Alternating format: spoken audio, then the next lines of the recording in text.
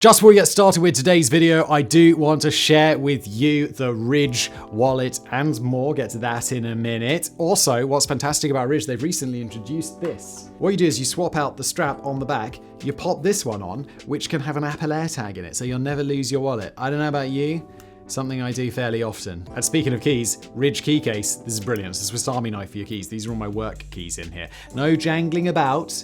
It's just perfect and super easy. It took me 5 minutes to put those in there. And yeah, much nicer than a big old jangle of keys, isn't it? But there's also the Ridge money clip, which you can also put an AirTag in, so you'll never lose your money clip, which is important because it has your money in it. They've got 30 different colors and styles to choose from. It holds up to 12 cards, as always, RFID protected. It looks fantastic. This is burnt titanium. This is my daily one. There's also carbon fiber. There's a regular black one. Where's my black one? If you want that. And like I say, RFID blocking. And here's something a little bit extra. Right now, you can win a brand new Hennessy Ford Bronco Velociraptor or a whopping $75,000 in cash. You don't even have to spend a dime to enter. Every dollar that you do spend on Ridge's amazing product gives you an extra entry. And custom Hennessy products, like this one, come with up to 1,000 extra entries. So go to ridge.com/shadows, use my code SHADOWS for 10% off, and grab whatever you want today. Thank you, Ridge, for sponsoring, and now today's video. On the 4th of May, 1970, the US National Guard opened fire on students protesting the Vietnam War at Kent State University, killing 4 of them. This tragedy, which came to be known as the Kent State Massacre, further tore apart a nation already bitterly divided over its involvement in Vietnam. It was an event that will forever be a most horrific stain on America's history, but not one that should ever be forgotten, lest it be repeated.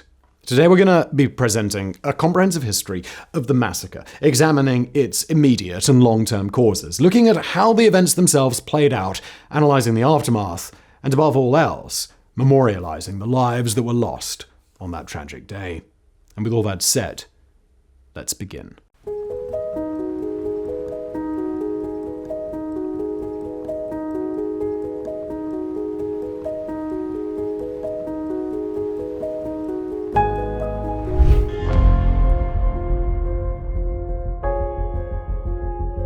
The US's involvement in Vietnam was nothing new in 1970, with the country first putting boots on the ground back in 1963 when President John F. Kennedy sent 16,000 advisors to Vietnam.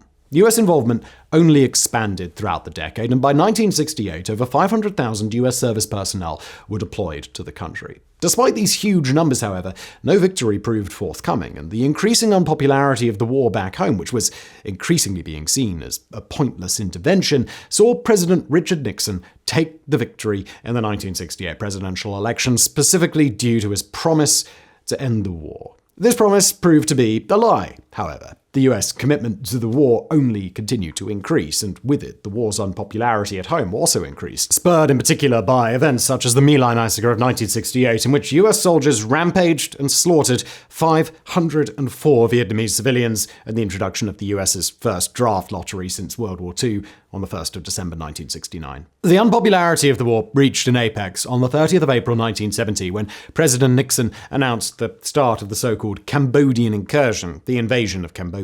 Nationwide protests quickly erupted in response, as many Americans viewed this latest expansion of the war to be an abhorrent violation of a neutral nation's sovereignty. The backlash was particularly fervent among young Americans, and as such, college campuses across the nation became the center points of these renewed protests. Kent State University was no exception. The university actually had quite the long history of hosting protests, and the initial peaceful events of April through May of 1970 certainly wouldn't have been unfamiliar to both students and campus security personnel alike. The campus saw its first Vietnam War protest back in 1966, when students donned military gear and gas masks during the homecoming parade to make their feelings known. A couple of years later, in 1968, the Students for a Democratic Society teamed up with black student organizations on campus to host a sit-in to protest the presence of police recruiters on campus. Then, the revoking of the Kent State Students for a Democratic Society's charter the following year saw a confrontation between police and students on campus that narrowly avoided flaring up into full-blown violence. Finally, just before the Cambodian incursion demonstrations, the campus had large protests by the Youth International Party. These proved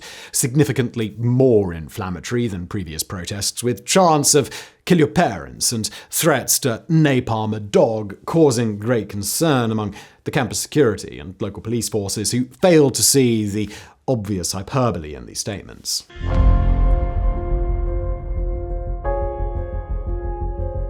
As previously mentioned, the Cambodia incursion went down particularly poorly with the students of Kent State University. Protests began almost immediately as a demonstration with more than 500 students was held on Kent State Commons, a grassy knoll often used as an assembly point for rallies and protests, the day after the new campaign's announcement to the public.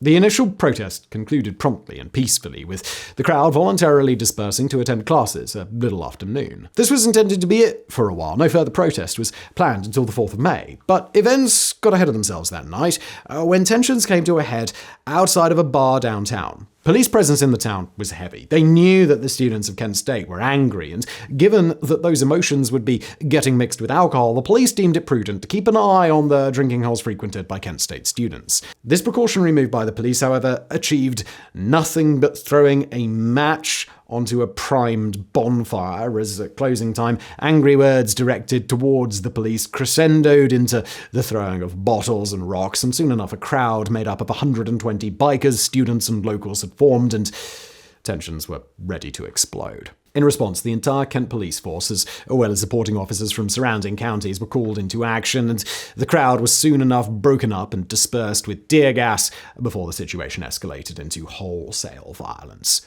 But forcibly dispersing the crowd did little to suppress the emotions that were fueling it. Quite the opposite, in fact, and tensions only continued to rise.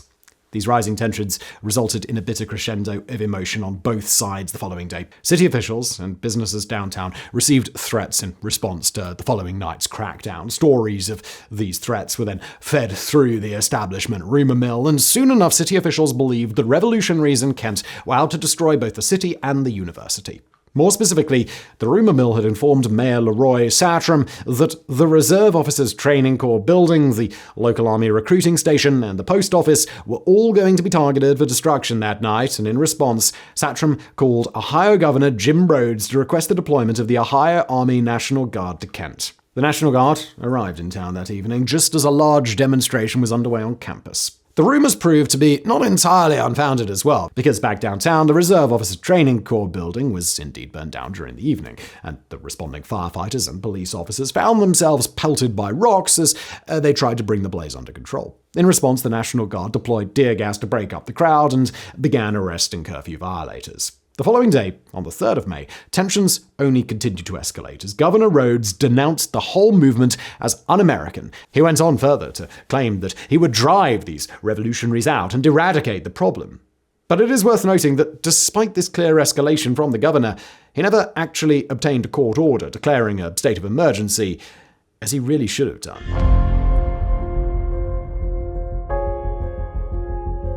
And so, with tensions in Kent at an all-time high, the stage was set for the tragic events of the 4th of May. In the light of ever-escalating tensions, the follow-up demonstration that had been originally planned 3 days earlier was formally banned by university officials who distributed 12,000 flyers around campus to inform the students. But despite this, roughly 2,000 people gathered on the university's commons near Taylor Hall nonetheless. Proceedings were initially peaceful. The crowd was made up of mostly university students, with its numbers being boosted by Kent State dropouts and a few high school students. But there were none of the bikers or outside agitators who had inflamed tensions on previous nights. The start of the protest was formally marked by the ringing of the campus's Iron Victory bell, and one person made a short speech denouncing both the Vietnam War and the establishment's response to their demonstrations. But just as the second speaker was due to take the podium, the military intervened. Orders to disperse were given by the Ohio National Guard units under the command of Brigadier General Robert Canterbury. He obtained a megaphone from the University Police Department and attempted to use it to order the crowd to disperse, but the announcement was too faint and elicited no responses from the crowd. In an attempt to deliver the message more clearly, campus patrolman Harold Rice, accompanied by 3 guardsmen, approached the crowd in a National Guard jeep and used the megaphone to order the students to disperse once again. The students paid him no heed, however, and instead responded with obscene gestures and chanting. A few rocks were eventually thrown at the jeep as it drove by the crowd, with one rock striking the jeep and a second one striking a guardsman, but without causing any injury.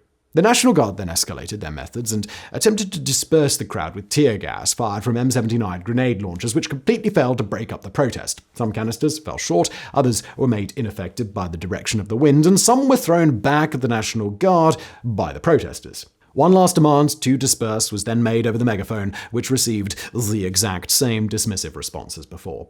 Then, with patience running short among the National Guardsmen, a group of 96 soldiers were ordered to fix bayonets, cock their weapons, and advance. These were not specialized, less lethal crowd control weapons either.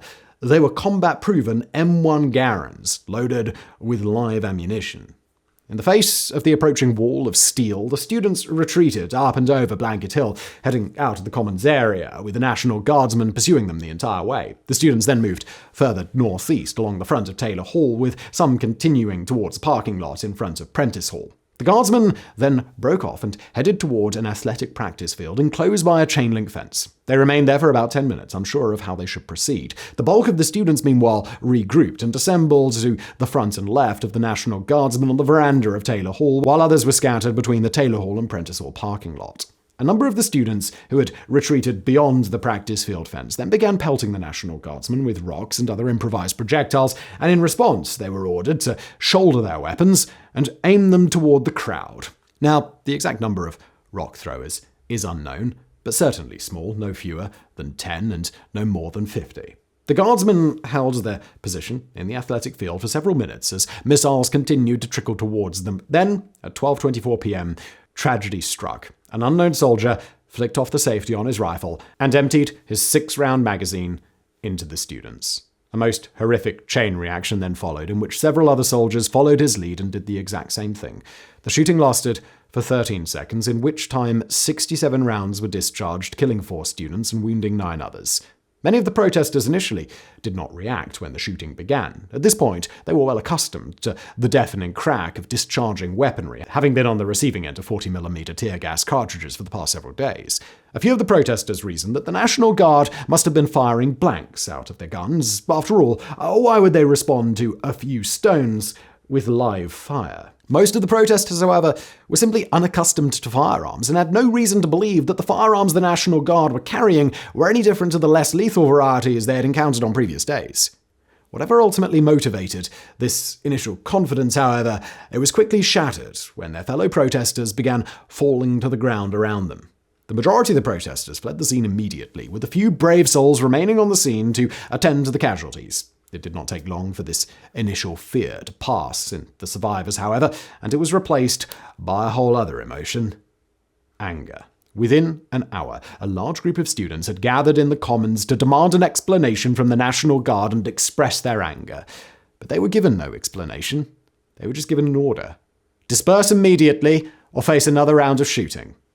Seeing the grim writing on the wall, Professor Glenn Frank, a geology professor at Kent State, threw himself between the protesters and the National Guard and pleaded with the enraged crowd to heed the order and leave, desperate to avoid further tragedy, telling them, "I don't care whether you've never listened to anyone before in your lives. I'm begging you right now.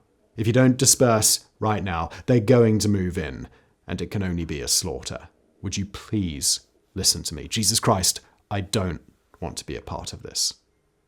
Thanks to Professor Frank's intervention, the students eventually left, and ambulances arrived to attend to the wounded. No doubt he saved many lives that day. The reasons for the Guardsmen opening fire have been a matter of controversy. Many Guardsmen claimed that they fired their weapons because they felt threatened, but these claims were challenged due to the distance between them and the students who were killed or wounded. The Guardsmen had various explanations for their perceived threat, including feeling surrounded, being pursued by the crowd, facing a threatening advance from the protesters, being pelted with rocks, or being targeted by a sniper. Some Guardsmen said they fired because they heard others doing so and simply followed along. Others claimed that they had been ordered to fire warning shots into the air, but in reality, no such orders were given. The FBI also investigated the massacre and determined that many of the Guardsmen were lying about not firing their rifles. They also concluded that the claims of feeling threatened were fabricated after the event, as multiple Guardsmen were proven to have their backs turned to the protesters when the firing began, and not a single Guardsman could prove that they had actually been hit by any of the rocks being thrown at them. The Adjutant General of the Ohio National Guard attempted to cover for his men and claimed that a sniper had fired on the Guardsmen, but this was debunked by another FBI investigation, which concluded that the Guard was not under fire at any point. This was followed by the conclusions of the President's Commission on Campus Unrest, which ruled that the guardsmen were not under fire, making the firing of rifles into the crowd of students unnecessary, unwarranted, and inexcusable. So, to cut a long story short, we don't know why the shooting started, and unless we get a deathbed confession from one of the guardsmen involved, we likely never will.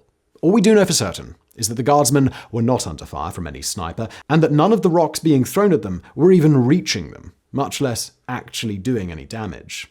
So with that established, let us now take the time to give some attention to the most important part of today's story, the victims.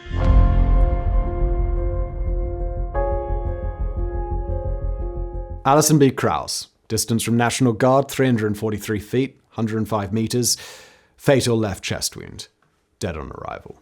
William Knox Schroeder, distance from National Guard 382 feet, 116 meters, fatal chest wound, died almost an hour later in local hospital while undergoing surgery. Sandra Lee Schur, distance from National Guard 390 feet, 120 meters, fatal neck wound, died in a few minutes from loss of blood. There were also many more who were wounded. It's also important to note that none of those shot were closer than 71 feet to the guardsman, with the nearest fatal victim, Jeffrey Miller, being 265 feet away from the guardsman. Overall, the average distance from the guardsman was 345 feet, or 105 meters. Furthermore, all of the individuals who were shot were in good standing at the university, with no evidence having emerged that any of them had any connection to the more militant groups mentioned earlier in today's video. There were initial reports that several National Guard members had been injured or killed. However, these claims proved to be the result of ignorant misreporting or the product of pro-military apologists for the tragedy. In reality, only one guardsman, Sergeant Lawrence Schaefer, sustained any injuries warranting medical treatment. Sergeant Schaefer was given a sling for his badly bruised arm and pain medication, injuries he sustained approximately 10 to 15 minutes before the shootings. It's also worth noting that an FBI memo from the 15th of November 1973 reported a conversation in which Sergeant Schaefer bragged about shooting Jeffrey Miller, and while he later denied the bragging aspect of this claim, he happily admitted to being the man who shot Jeffrey Miller, doing so publicly in a 1986 ABC News documentary.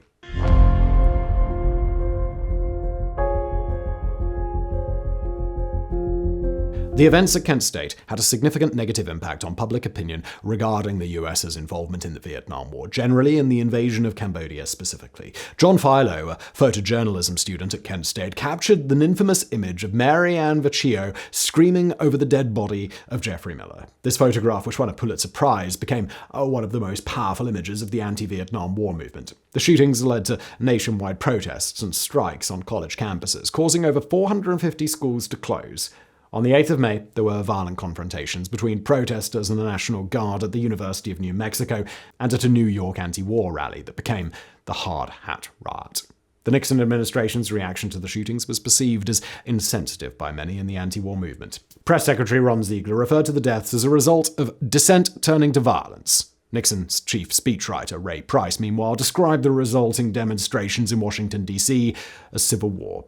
During these protests at the Capitol, Nixon was taken to Camp David for protection, and the 82nd Airborne was stationed in the basement of the Executive Office Building. Nixon himself treated student dissidents conducting a vigil at the Lincoln Memorial to a condescending monologue and saw those in the anti-war movement as pawns of foreign communists. National Security Advisor Henry Kissinger had a very negative view of the response, claiming that the president was pretending indifference, an opinion echoed by historian Stanley Karnow in his book Vietnam: A History. The American public themselves were split on the matter. A Gallup poll taken the day after the shooting showed that 58% of respondents blamed the students, 11% blamed the National Guard, and 31% expressed no opinion. Note, however, that this poll was taken the day after the shootings. The facts of the matter likely had not had time to settle into the American zeitgeist, and that later polling would likely show different results. Notably, however, students from Kent State and other universities often encountered negative reactions when they returned home from their studies. Eventually, however, despite President Nixon's indifference, he begrudgingly established the President's Commission on Campus Unrest,